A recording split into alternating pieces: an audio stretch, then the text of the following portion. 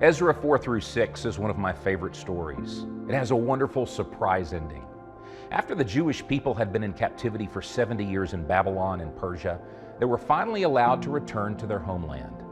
When they got there, they started rebuilding the temple to give sacrifices and worship to the Lord.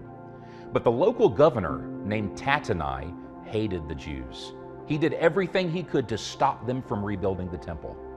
After a tense confrontation with the Jewish leaders, he told them that he was writing a letter to the king of Persia, King Darius, to determine how to punish the Jews. He told the king that the Jews were rebels and that nothing they were doing was in the king's interest. But the Jewish leaders prayed and asked God to intervene.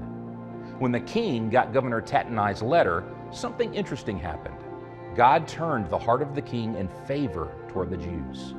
He even seemed irritated with the governor that he had appointed. In a surprise response, King Darius told Governor Tattenai to leave the Jews alone and not to stop them from rebuilding the temple of their God.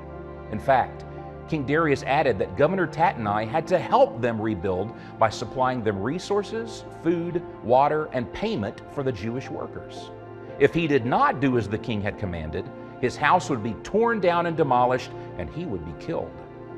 Can you imagine how dumbfounded Governor Tattenai was when he got the king's response? Not only did he have to let the Jews rebuild, he had to help them in multiple ways. Can you also imagine how elated the Jewish people were when they heard the king's decree?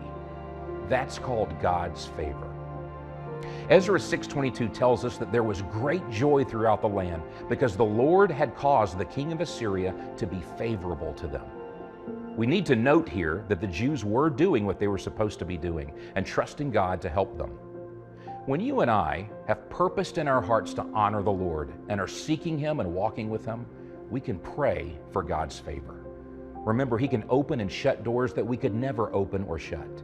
He can even turn the heart of the king favorably toward you. So seek the Lord with all your heart, and as you do, ask Him for favor.